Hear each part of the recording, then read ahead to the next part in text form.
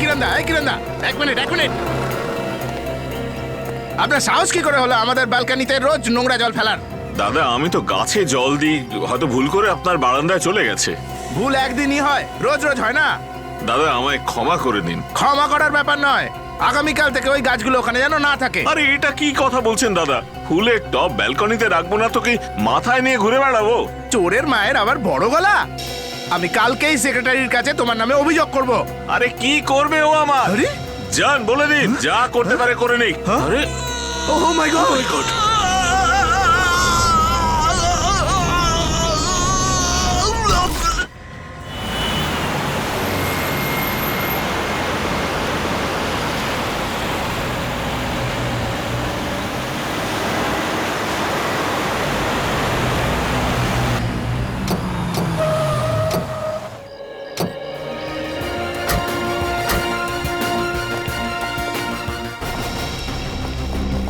আপনারা সবাই পেছনে যান, একটু পেছনে যান।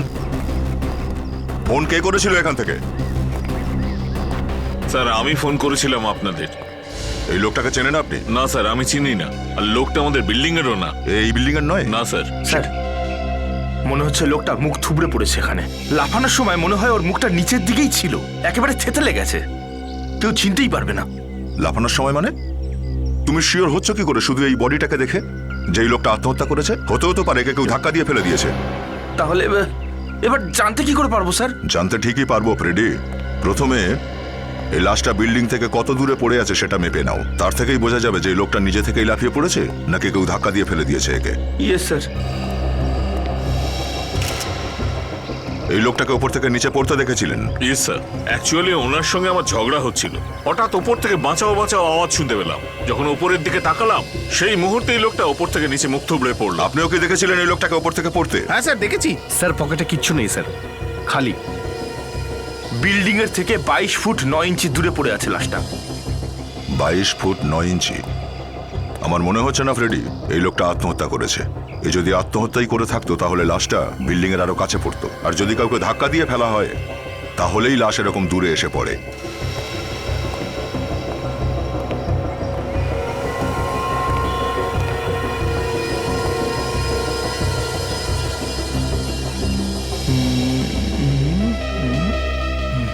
একটু অদ্ভুত লাগছে এটাই যে এই লোকটা বাইরে থেকে এসে এখানে এই বিল্ডিং এ কেন আত্মহত্যা করতে গেল?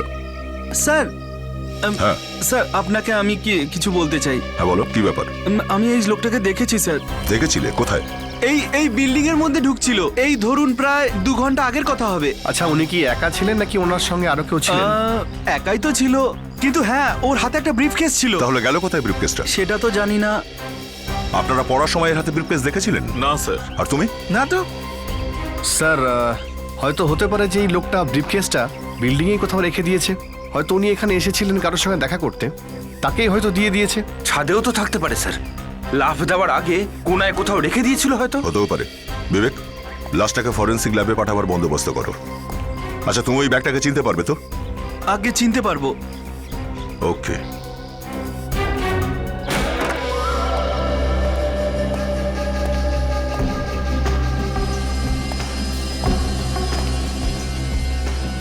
এখানে তো গ্রিল লাগানো আছে।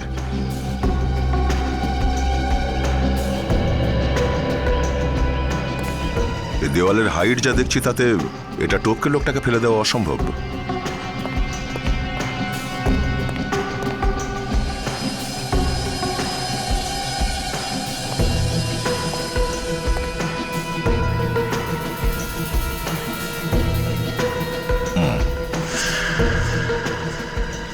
ও, রক্ত লেগে আছে, বোধহয় এখান থেকেই ফেলা হয়েছে লোকটাকে। তার মানে দাঁড়াচ্ছে ওই লোকটা নিজে থেকে লাভ মারেনি, এটা আত্মহত্যা নয়, কেউ খুনই করেছে ওই লোকটাকে। হ্যাঁ ফ্রেডি, পুরো ছাদ খুঁজে ফেলেছি, ব্রিফকেস তো কোথাও নেই। ফ্রেডি একটা কাজ করো, একই রকম দেখতে 2টো ডামি নিয়ে এসো। 2টো ডামি কেন? ফ্রেডি আমি বুঝে নিতে চাই যে এই যে রক্তটা লেগে আছে এখানে, এটা এলো কোথা থেকে? কেউ ওই লোকটাকে এখান থেকে ধাক্কা দিয়ে ফেলেছে নাকি আগে ওকে মেরে এইখান থেকে ফেলে দেওয়া হয়েছে?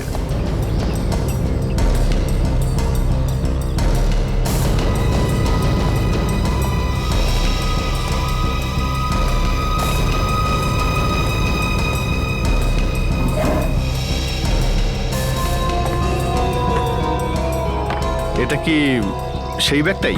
সরে যান সবাই, পেছনে সরে যান। পেছনে যান।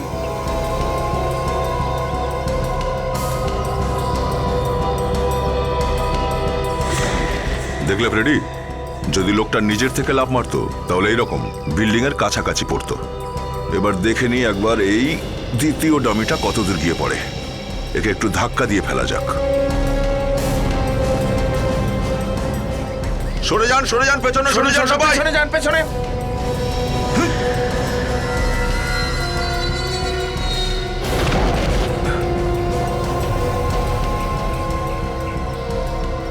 দেখলে ফ্রেডি, এটা ঠিক সেই জায়গাতেই গিয়ে পড়েছে যেখানে ওই লাশটা পড়েছিল। আপনার অনুমান একদম ঠিক স্যার। এই লোকটা তার মানে আত্মহত্যা করেনি, কেউ একে ধাক্কা দিয়ে ফেলে দিয়েছে। হ্যাঁ বিবেক, স্যার এই ব্যাগটা পেয়ে গেছি, কিন্তু স্যার ভাঙা রয়েছে। এই ব্রিফকেসে নিশ্চয়ই এমন কিছু আছে যে কারণে যে মারা গেছে তার সঙ্গে ঝগড়া হয়েছে কারোর সাথে, আর সে ওকে ধাক্কা মেরেছে। স্যার এমনটা নয় তো যে ব্রিফকেসে অনেক টাকা ছিল? হ্যাঁ, হতেই পারে। টাকা হতে পারে বা কোনো গোপন কিছু থাকতে পারে। স্যার, তার যদি টাকা নিয়েই পালিয়ে যাওয়ার হতো তাহলে সে ব্রিফকেসটা সমেত নিয়ে যেত, কিন্তু সে তো সেরকম কিছু করেনি। টাকাটা নিয়ে গেছে কিন্তু ব্রিফকেসটা ভেঙে ফেলে রেখেছে। ওই লোকটার আবার মাথাটা খারাপ নয় তো স্যার? ফ্রেডি, যদিও ব্রিফকেসটা হাতে নিয়ে বিল্ডিং থেকে বেরোতে চাইতো তো কারো না কারো কাছে ধরা পড়তো। আরও ঠিক সেই কারণেই জিনিসটাকে ব্রিফকেস থেকে বের করে নিয়ে ফেলে দিয়েছে ব্রিফকেসটা। স্যার হ্যাঁ বিবেক, কিছু পাওয়া গেল নাকি? হ্যাঁ স্যার, এই দেখুন স্যার। এটা তো কেউ নিজের নামের স্টিকার লাগিয়ে রেখেছে। এতে তো লেখা আছে USHAN, উষণ। না, লেখাটা অর্ধেক। এর মধ্যে তো কোনো আঠা জাতীয় কিছু আছে। স্যার এটাও পেয়েছি। এটা কি হতে পারে? এ তো কোনো মেশিনের পার্টস মনে হচ্ছে। তার মানে এই ব্রিফকেসে কোনো মেশিন রাখা ছিল? তার মানে হতে পারে যে এই যে নাম লেখা আছে ইউশান, এটা কোনো কোম্পানির নাম, আর এই লেটার দিয়ে আমরা কোম্পানি খুঁজতে পারি। হ্যাঁ স্যার, হ্যাঁ আমরা ওই ব্যাপারেই কথা বলছি স্যার। হ্যাঁ হ্যাঁ, ও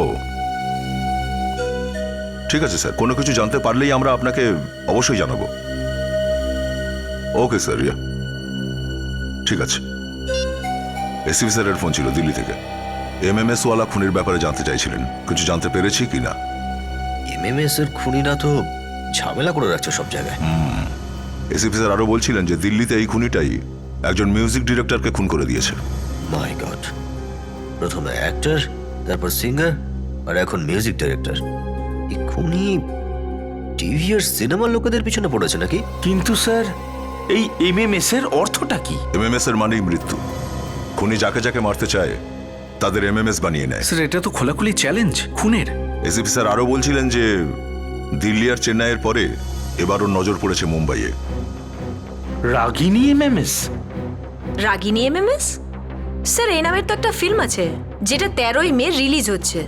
একতা কাপুর এই ফিল্মটাকে প্রডিউস করেছে। তাহলে তো আমাদের সতর্ক থাকতে হবে। খুনির পরবর্তী নিশানা একতা কাপুর নয় তো?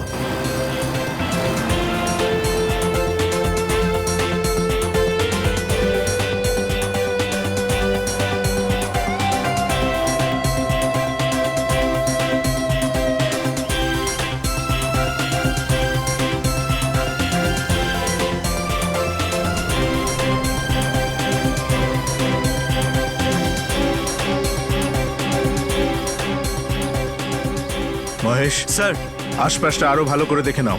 এত বড় একজন প্রডিউসার আসছে, কোথাও কোনো ত্রুটি যেন না থাকে। স্যার আমি আমার নিজের দিক থেকে 3-3 বার দেখে নিয়েছি, সবকিছু ঠিক আছে, কিন্তু তবুও আমি আরেকবার দেখে নিচ্ছি। না স্যার, এখনো পর্যন্ত তো আসেনি।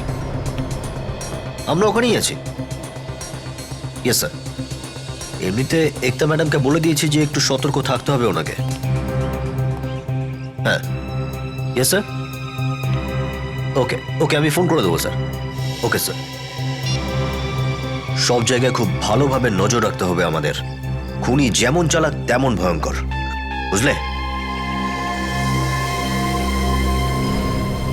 হ্যালো, ওকে ওকে ঠিক আছে, নো প্রবলেম। ওকে আচ্ছা শোনো গার্ডস, একদম ম্যাডাম এখনই চলে আসবেন, তোমরা সবাই নিজের পজিশনস নাও। গো গো গো।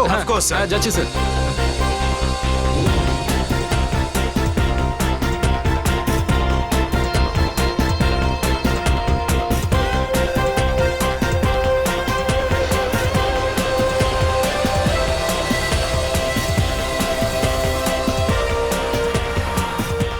একতা ম্যাডামের সঙ্গে এই ভিড়ের উপরও নজর রাখো, হ্যাঁ? যদি কোনো গন্ডগোল দেখো ওনাকে একদিকে সরিয়ে নিও, ওকে?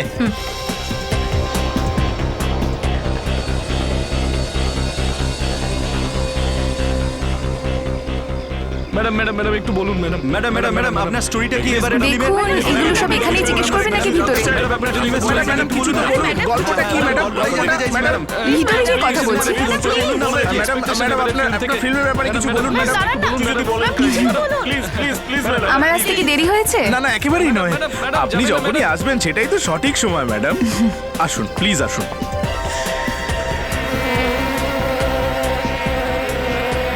কি ব্যাপার ম্যাম, কোনো প্রবলেম? না চলুন। Madam madam please madam. Madam আপনার স্টোরির ব্যাপারে কিছু বলুন madam.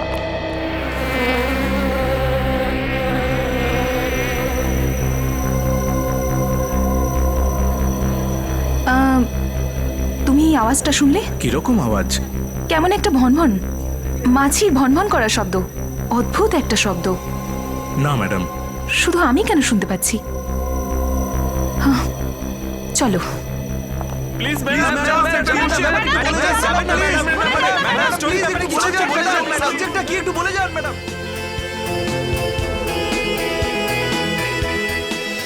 Ladies and gentleman, welcome to our show. আমি রাগিনী, আপনাদের হোস্ট। বন্ধুরা, আজকের শোটা খুবই স্পেশাল আপনাদের জন্য আর আমাদের জন্য, কারণ আজ আমাদের সঙ্গে আছে টেলিভিশন দুনিয়ার বিখ্যাত প্রোডিউসার, যার নাম বাচ্চা থেকে বুড়ো সকলের মুখে মুখেই ঘোরে। So please welcome miss Ekta Kapoor.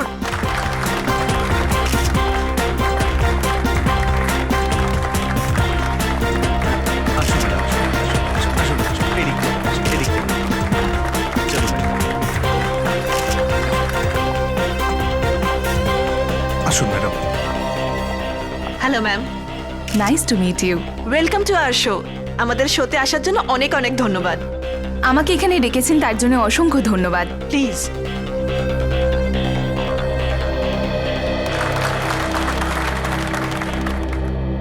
Ekta ma'am, আপনার নতুন ফিল্ম আসছে রাগিনী এমএমএস। খুব আলোচনা হচ্ছে এই ফিল্মের ব্যাপারে। আমাদের প্লিজ এই ফিল্মের ব্যাপারে বলুন। কি অদ্ভুত একটা ব্যাপার, আপনার নামও রাগিনী আর ফিল্মের নামও রাগিনী। ঠাকুর করুক এর থেকে বেশি কিছু যেন না ঘটে।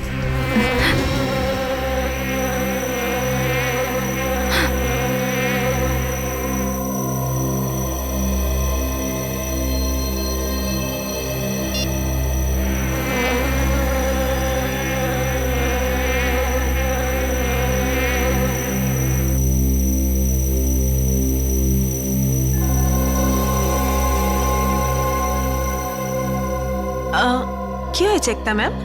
হ্যাঁ কিছু না। আপনি কিছু জিজ্ঞেস করছিলেন? আপনার ফিল্মের ব্যাপারে। বেসিক্যালি এটা একটা ছেলে আর একটা মেয়ের গল্প, যারা ছুটি কাটাতে মুম্বাইয়ের বাইরে ঘুরতে যাচ্ছে। দুজনে মিলে একটা উইকেন্ড একসাথে স্পেন্ড করতে যায়, কিন্তু তারা জানে না যে ওখানে ওই বাড়িটার নিজস্ব একটা গল্প রয়েছে। ওরা দুজন যায় ঠিকই একা, কিন্তু ওই বাড়ি থেকে একটা রহস্য বার হয়। ছেলেটা ওই বাড়িতে ক্যামেরা লাগিয়ে রেখেছে যাতে ওই মেয়েটার এমএমএস বানানো যায়।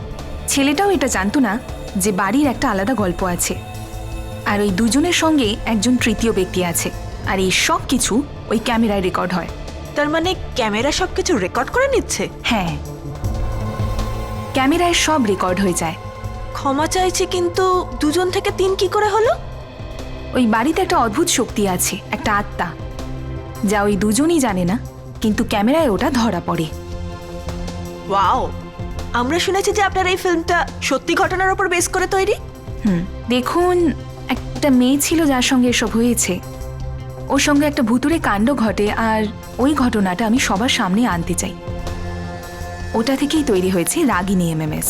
একতা ম্যাম, আপনার এই ফিল্মটা কিরম অডিয়েন্সকে টার্গেট করে? বেসিক্যালি এই জেনারেশন। আমি চাই যে সব কলেজে ছুটি পড়ে গেছে, সবাই সবার ডেটের সঙ্গে, বন্ধুদের সঙ্গে, সব ইয়াং জেনারেশনরা গিয়ে মুভিটা দেখুক। এটা একটা ইয়াং হরর। তো একতা ম্যাম, আপনার এই ফিল্ম কবে রিলিজ হচ্ছে?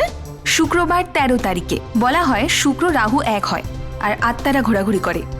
সেই দিনই আমি চাই রিলিজ হোক রাগিনী MMS।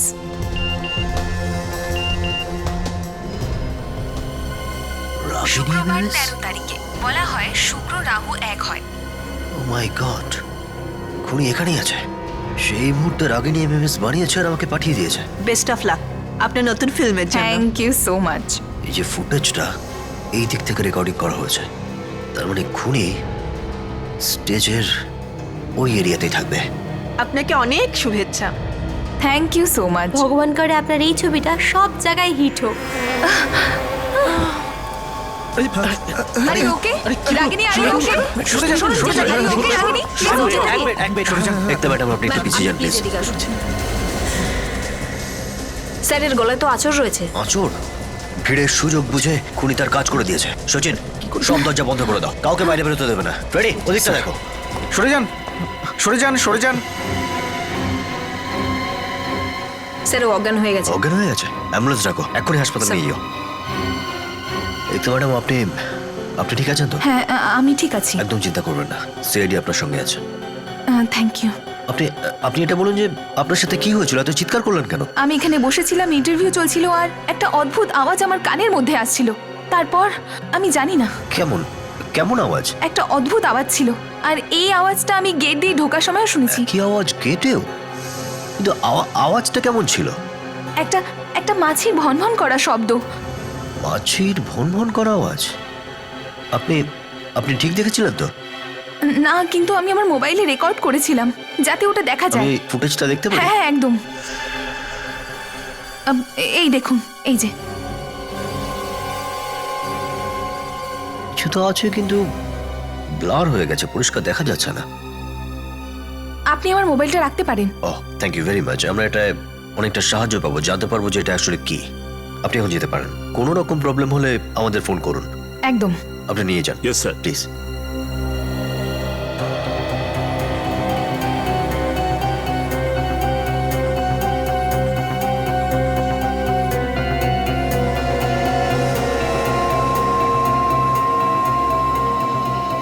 দেখো ভাই, সবাই কান খুলে শুনে নাও।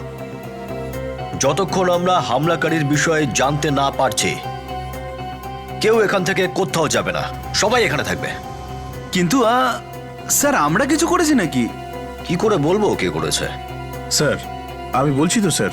আচ্ছা, তুমি বললে আমরা মেনে নেব? হ্যাঁ, শুনুন, আপনাদের কাছে মোবাইল অথবা ছোট ছোট ক্যামেরা যা আছে আমাদের দিয়ে দিন, আমরা চেক করবো সেগুলো। এক্ষুনি জেনে যাব আমরা হামলা কে করেছে। দিন দিন।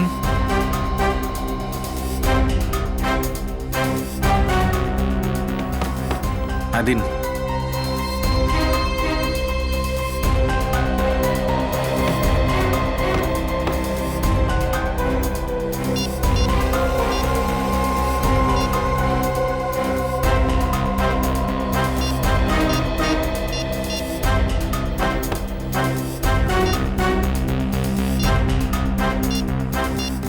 স্যার, এই মোবাইলে তো কোনো ফুটেজ বা ভিডিও নেই যেটা এই MMS এর সাথে মেলে।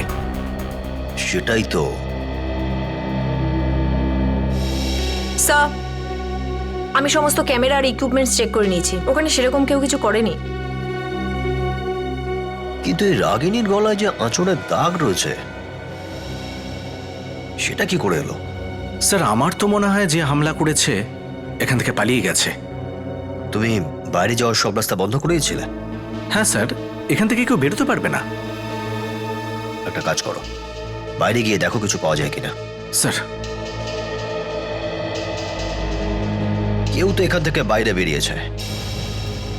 কে সে? স্যার, একতা ম্যাডাম আর ওনার বডিগার্ড ছাড়া আমাদের গার্ডস আর কাউকেই বাইরে যেতে দেয়নি। আচ্ছা, কতজন গার্ড আপনাদের? স্যার 5 জন। এই তো সামনেই, দেখে নিন।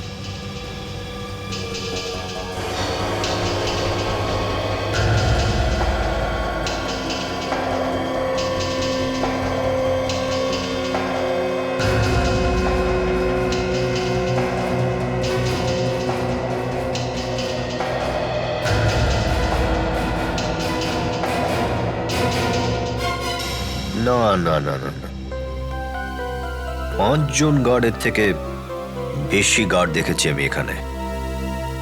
আপনাদের এখানে যে শুটিং চলছিল না, তার ফুটেজ দেখান আমাদের। আগে স্যার।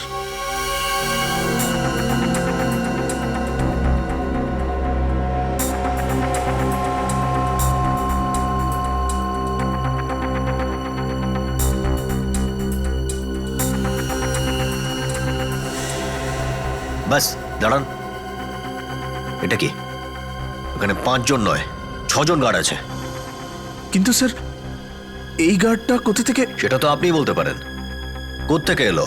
স্যার আমি সত্যি বলছি, আমি জানি না কোথা থেকে এই গার্ডটা এসেছে।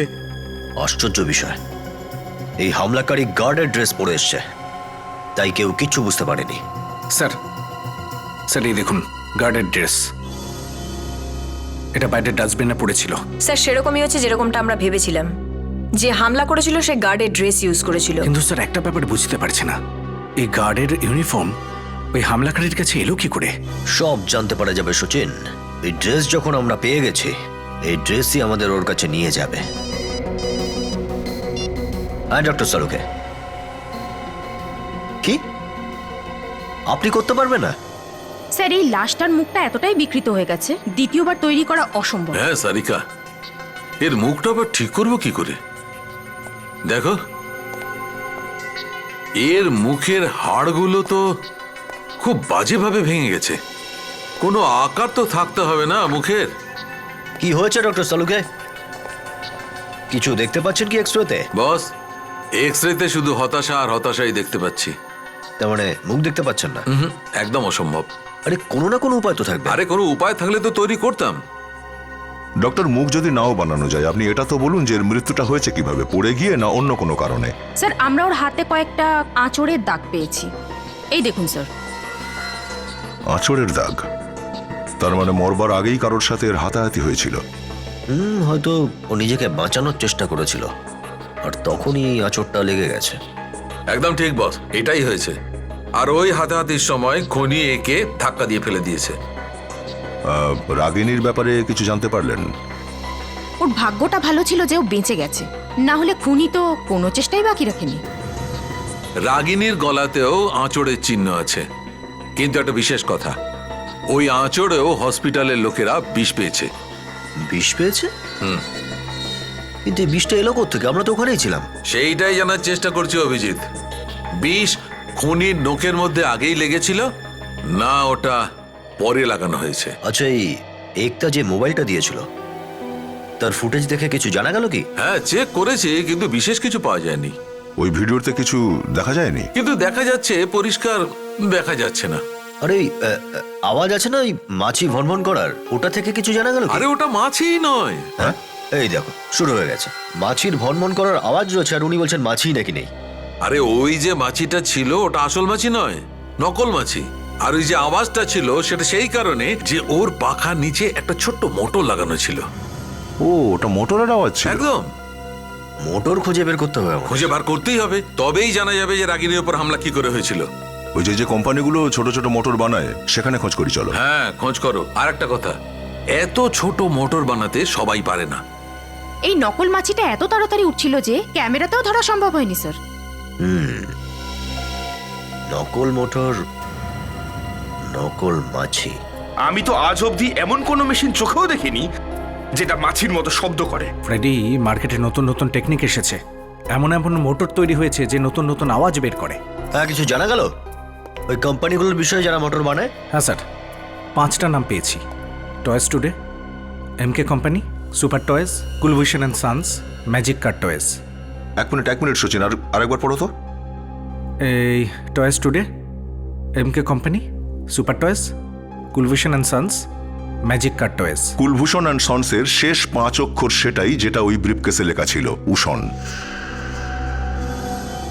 কুলভূষণ মানে একতা কাপুর যে মোটরের আওয়াজ শুনেছিলেন সেটা এই কোম্পানির, আর যেই ভাঙা ব্রিফকেস আমরা লাশটার পাশে পেয়েছিলাম সেটাও এই কোম্পানির।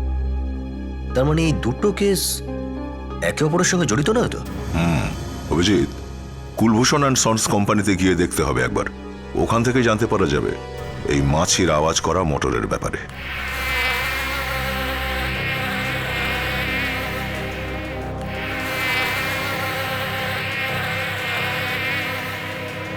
স্যার এই ধরনের আওয়াজ আমাদের কোনো খেলনাতেই হয় না। আপনি যদি চান নিজেই শুনতে পারেন। আচ্ছা, এটা বলুন যে এই ব্রিফকেসটা চিনতে পারছেন? এই ব্রিফকেস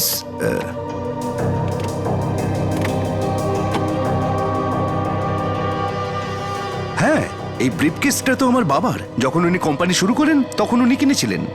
আপনার কাছে কোত্থেকে এলো? এটা একটা লাশের কাছে পাওয়া গেছে। কার লাশ? সেটাই তো জানার চেষ্টা করছি আমরা। আচ্ছা, এটা বলুন যে আপনার বাবাই ব্রিফকেসটা কোথায় রাখতেন? এই আলমারিতে। আলমারিটা দেখতে পারি? স্যার, যে লোকটার কাছে এই আলমারির চাবি থাকে সে আজ আসেইনি। লোকটা কে? নীলেশ। 2-3 দিন ধরে কাজেই আসছে না। 2-3 দিন ধরে আসছে না? নিশ্চয়ই কোনো গড়বড় আছে। ওর অ্যাড্রেস দিতে পারেন?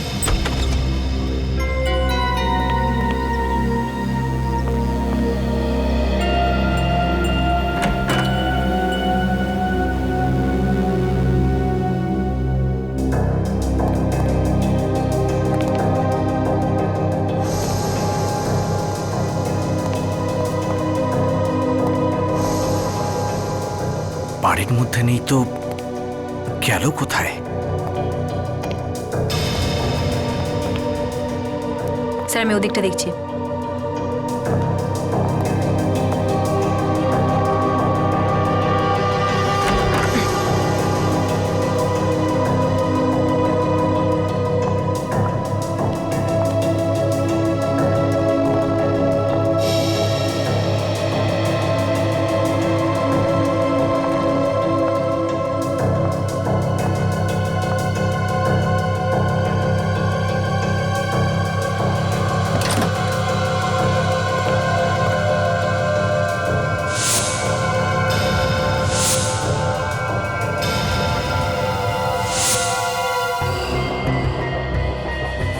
মাই গড!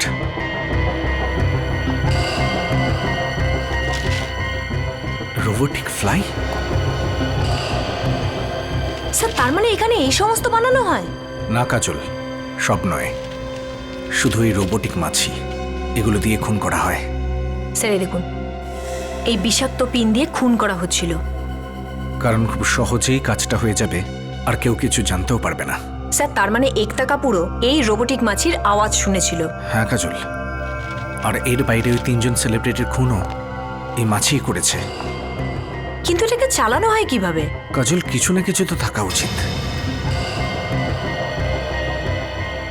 এই দেখো, এই হচ্ছে রিমোট।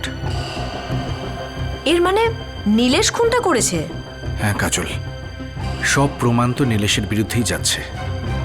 এই ব্রিফকেসও ওই এনেছিল, আর মোটর তৈরির কোম্পানিতেই কাজ করত। আর এই বিষাক্ত মাছি। কাজল, একটা কাজ করো, আশেপাশের লোকদের জিজ্ঞেস করো নীলেশের ব্যাপারে কিছু জানে কিনা। স্যার,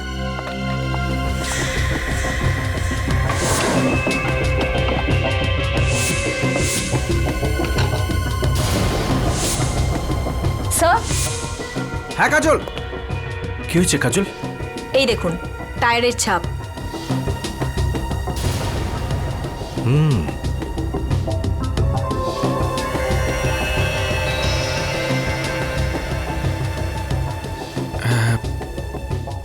এর মানে এখানে গাড়ি দাঁড়িয়েছিল, আর এই দেখো ইঞ্জিন অয়েল পড়ে আছে।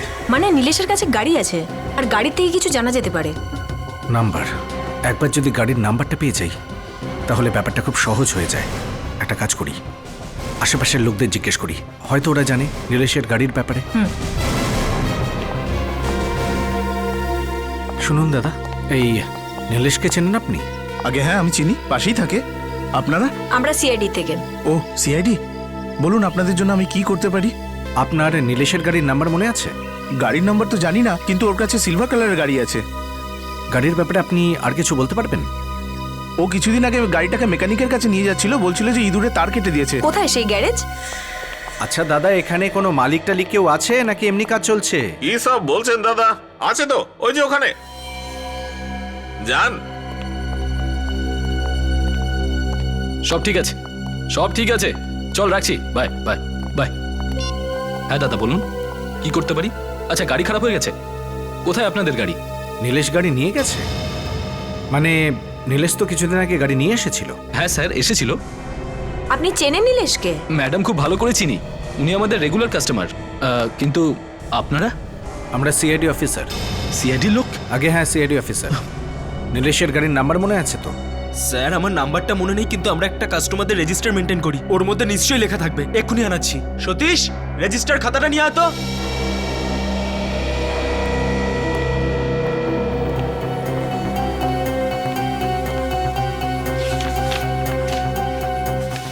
হ্যাঁ স্যার, নাম্বার হলো MH02L83872। আচ্ছা, আপনি শেষবার কবে দেখেছিলেন ওকে? ম্যাডাম তাও 4 দিন আগে। বেচারা খুব টেনশনে ছিল। আমি ওকে জিজ্ঞেস করলাম যে তোমার টেনশনের কারণ কি, কিন্তু আমাকে কিছু বললো না। টেনশনে ছিল? হ্যাঁ স্যার, ফোনের মধ্যে কারোর সাথে কথা বলছিল স্যার। কি কথা বলছিল ফোনে? স্যার ফোনের মধ্যে কারোর সাথে ঝগড়া হচ্ছিল। ফোনে ঝগড়া করছিল? হ্যাঁ। ফোনে ঝগড়া করছিল তো তুমি শুনে থাকবে তো। কি বলেছিল? বলছিল যে ওর কারোর সাথে ঝামেলা হয়েছে ব্যান্ড্রার কোনো একটা ইটালিয়ান রেস্টুরেন্টে স্যার, যার উদ্বোধন বুধবার হয়েছিল। থ্যাঙ্কস। কাজল, একটা কাজ করি, ব্যান্ড্রার ওই ইটালিয়ান রেস্টুরেন্টে জিজ্ঞেস করি যে নীলেশের ঝগড়া কার সাথে হয়েছিল। ততক্ষণ আমি কন্ট্রোল রুমে ফোন করে দিই নীলেশের গাড়ির ব্যাপারে।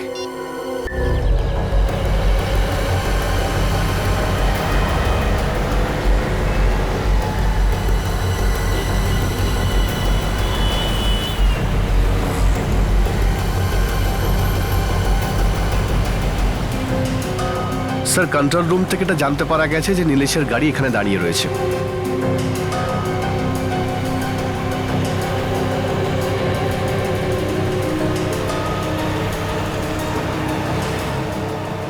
গাড়ির ভেতরে তো কিচ্ছু নেই স্যার। দরজা খুলে দেখতে হবে ফ্রেডি। স্যার, গাড়িটাকে দেখে এরকম মনে হচ্ছে 2-3 দিন ধরে এখানেই দাঁড়িয়ে আছে। বুঝতে পারা যাচ্ছে না গাড়িটা এখানে ছেড়ে নীলেশ কোথায় উধাও হয়ে গেল। কাছাকাছি তো সেই বিল্ডিংটা যার ছাদের থেকে ওই লোকটা নিচে পড়ে মারা গেছিল। সেই লোকটাই নীলেশ নয় তো? যতক্ষণ না কোনো পাকা প্রমাণ পাওয়া যাচ্ছে কিছু বলা যাচ্ছে না। সেই সিকিউরিটি না ফ্রেডি?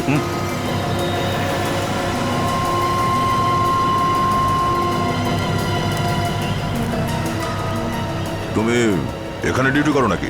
আমার তো এটাই কাজ স্যার, ডিউটি না করলে তো আমি পয়সা পাবো না। হ্যাঁ, সেটা তো ঠিক কথা। আচ্ছা বলো তো, তুমি সামনের এই যে গাড়িটা, এটা কখন থেকে দাঁড়িয়ে আছে এখানে? স্যার, এই গাড়িটা তো আমার রাতের ঘুমের 12টা বাজিয়ে দিচ্ছে।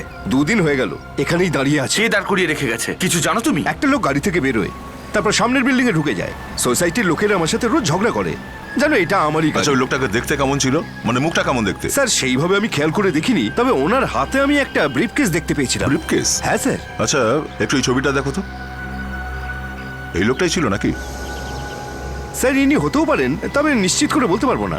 মানে স্যার, বিল্ডিং থেকে পড়ে যে লোকটা মারা গেছে সে নীলেশই। এক কাজ করি, চলো এই গাড়ির বডিতে যতগুলো আঙুলের ছাপ পাওয়া যায় সেগুলো সব ডক্টর সালুকাকে দিয়ে আসি। চলো, ওই লাশের আঙুলের ছাপের সঙ্গে সেগুলো মিলিয়ে দেখা হোক, তাহলেই জানতে পারা যাবে মৃত লোকটা নীলেশ না অন্য কেউ। আমরা জানতে পেরেছি যে নীলেশের গাড়ির উপর যে আঙুলের ছাপ পাওয়া গেছে তার রিপোর্ট এসে গেছে। হ্যাঁ, এই নাও রিপোর্ট, পড়ো।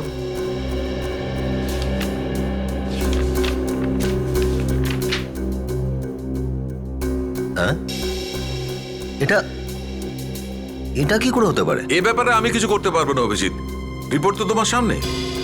বস, স্টিয়ারিং হুইলে এই লোকটির হাতে চিহ্ন আছে, এই যে ওই বিল্ডিং থেকে পড়ে মারা গেছে। তার মানে এই মৃত লোকটাই নীলেশ, তাই তো? কিন্তু স্যার, ওই বিল্ডিং এর ওয়াচম্যান তো বলছিল যে ও নীলেশকে ওখানে গাড়ি পার্ক করতে দেখেছিল। গাড়ি পার্ক করে ও বিল্ডিং এর ভেতরে ঢুকে যায়, যেখান থেকে ওকে কেউ ধাক্কা দিয়ে দেয়। যাকে আমরা খুনি ভাবছিলাম সে তো 2 দিন আগেই মারা গেছে দেখছি। তার মানে একতার উপরে হামলা এ করেনি আদৌ। খুনি খুনি অন্য কেউ। দয়া স্যার। হ্যাঁ বিবেক, কি জানতে পারলে রেস্টুরেন্টের বিষয়ে? শহরে খুঁজে দেখলাম স্যার, এমন কোনো রেস্টুরেন্ট পাইনি যার উদ্বোধন বুধবারে হয়েছিল। কিন্তু ওই গ্যারেজের ম্যানেজার যে বলছিল যে নীলেশ কোনো রেস্টুরেন্টের উদ্ঘাটনে এসেছিল। তুমি ভালোভাবে চেক করেছো তো? হ্যাঁ স্যার। স্যার, কিন্তু একটা রেস্টুরেন্ট পেলাম যার উদ্বোধন বুধবারে হওয়ার কথা ছিল, কিন্তু সেটা বৃহস্পতিবার হবে। ওখানে তুমি জিজ্ঞাসা করেছো কেউ চিনতে পেরেছেন নীলেশকে? না স্যার, কেউই ওকে চিনতে পারেনি। ওরা নীলেশ নামের কাউকে চেনেই না স্যার। এই গ্যারেজের ম্যানেজার রঘু, ও আমাদের কাছে মিথ্যে বলছে, কিছু লুকোচ্ছে। আগে ওর মুখ খোলাতে হবে।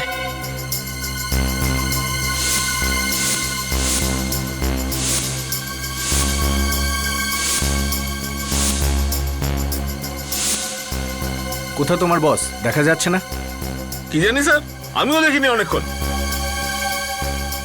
স্যার, মিথ্যে বলে ও এখান থেকে পালিয়ে গেছে মনে হয়। পালিয়ে যাবে কোথায়? হাতে তো আসবেই।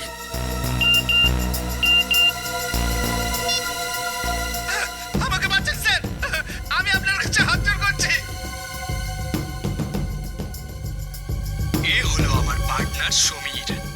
সব খুনে এরও হাত ও মাই গড, এখন ভয় এ তো রঘু, এই গ্যারেজের ম্যানেজার। ঠিক 15 মিনিট বাদে ও ভগবানের কাছে চলে যাবে। ও মাই গড, তার মানে সমীরও খুনির সাথে জড়িত? হ্যাঁ স্যার, ও কাউকে কিছু বলে না দেয়, সেই জন্য খুনি একে মেরে ফেলতে চাইছে। এই কারণে হয়তো ওকে কিডন্যাপ করেছে। স্যার আমাদের কাছে সময় খুব কম, আমাদেরকে তাড়াতাড়ি ওখানে পৌঁছতে হবে, নয়তো রঘু সমীরের খুন করে ফেলবে। হ্যাঁ কাজল, আমি অভিজিৎ স্যারকে ফোন করছি আর এই এমএমএসটাও পাঠিয়ে দিচ্ছি ওনাকে। Hello sir.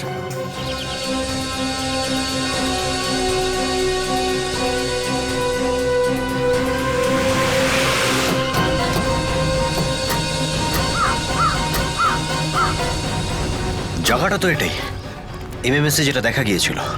মনে হয় সমীরকে এখানেই কোথাও বেঁধে রেখেছে। বেঁধে রেখেছে এটা কোথায় সেটাই দেখতে হবে। ওই এমএমএস এর পিছনে কিছু একটা ছিল না? ওকে ভগবানের কাছে পাঠিয়ে দাও। যেখানে ওকে বেঁধে রাখা হয়েছিল তার পেছনে এই লোগোটা দেখেছো? এই লোগোটা খোঁজো, হ্যাঁ? আর সাবধানে, খুনি কিন্তু খুব ভয়ঙ্কর। যদি কোনো গন্ডগোল করে না তাহলে গুলি করে দেবে, কিন্তু সাবধানে যেন না মরে।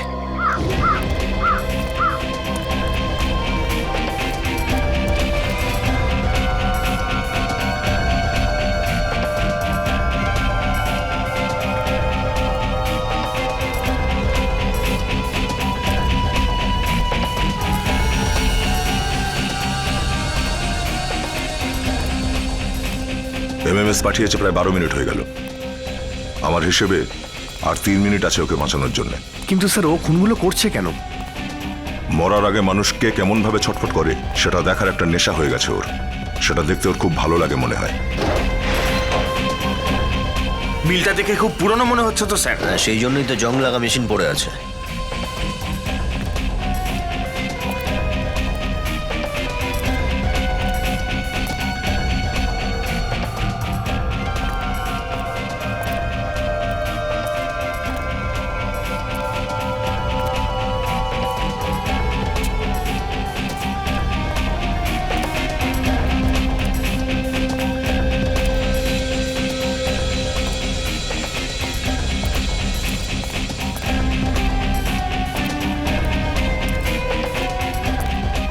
স্যার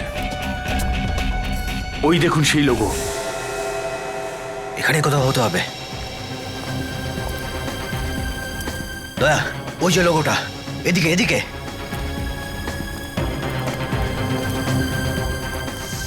এই যে। আমাকে বাঁচান স্যার, আমাকে বাঁচান স্যার, আমি আপনার কাছে হাত জোড় করছি, আমাকে আচ্ছা, যখন নিজের জীবনে ঝুঁকি রয়েছে তখন কাঁদছিস? অন্যের প্রাণ নেওয়ার সময় মনে থাকেনি কিছু? না স্যার, আমি কাউকে মারিনি স্যার। এ তো মানতেই চাইছে না কিছু, কি করি? থাক পড়ে ও ওখানেই ঝুলতে থাক, চলো। আরে চলে যাচ্ছেন কেন স্যার? চলে যাবেন না স্যার, আমি আমার দোষ স্বীকার করছি স্যার। ঠিক আছে, আমাকে বাঁচান স্যার। নাও দয়া, এবার কিছু করো তুমি, ঠিক আছে? বাঁচান স্যার। নাও দয়া, এবার কিছু করো তুমি। চাপ।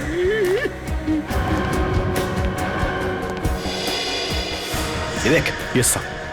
সাবধানে ধরো, হ্যাঁ হ্যাঁ, শক্ত করে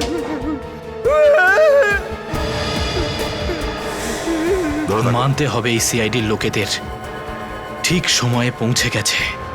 কিন্তু এবার দেখবো এরা কিভাবে বেঁচে ফেরে।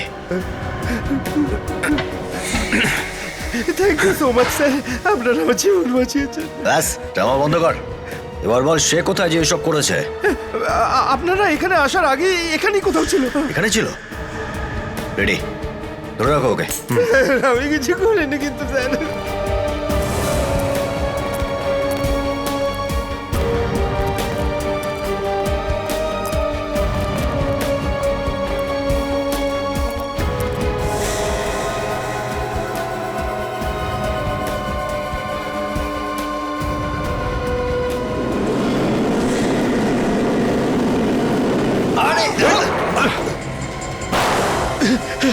না না, মারলে চলবে না।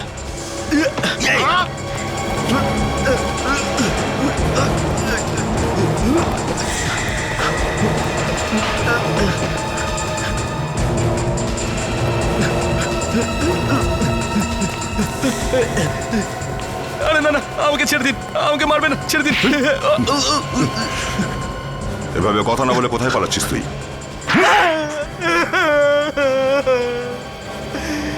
আমাকে ক্ষমা করে দিন স্যার, আমাকে ক্ষমা করে দিন। আমি এরকম খারাপ কাজ আর কখনো করবো না আরে এ তো হুঁশ ফিরে গেছে। হ্যাঁ স্যার। সেটা হাত না হাতুড়ি স্যার, এটা যেই আমার ওপর পড়েছে আমি বুঝে গেছি স্যার। যাক, ভালো হয়েছে, জ্ঞান প্রাপ্তি হয়েছে তোমার। স্যার মহাকালীর দিব্যি বলছি স্যার, আমি এরকম খারাপ কাজ আর জীবনে করবো না। কার শপথ খাচ্ছিস? হ্যাঁ স্যার, স্যার আমি পরিবারের দিব্যিকে বলছি স্যার, আমি আর এরকম খারাপ কাজ কখনো করবো না স্যার, আমাকে যেতে দিন প্লিজ। অপরাধ তুই করবি আর শপথ নিবি পরিবারের নামে?